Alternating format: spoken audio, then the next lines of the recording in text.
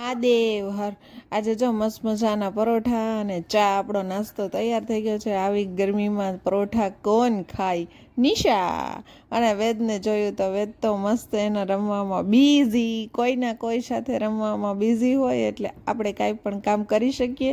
તો આજે આપણે કામ કર્યું, આપણે આઈસ્ક્રીમ બનાવવાનું પેકેટ હાથમાં આવી ગયું હતું, દૂધ પડ્યું હતું તો ફટાફટ દૂધને ગરમ કર્યું અને આઈસ્ક્રીમનો પાવડર એડ કરી દીધો અને આઈસ્ક્રીમ આપણે જમાવવા માટે મૂકી દીધી.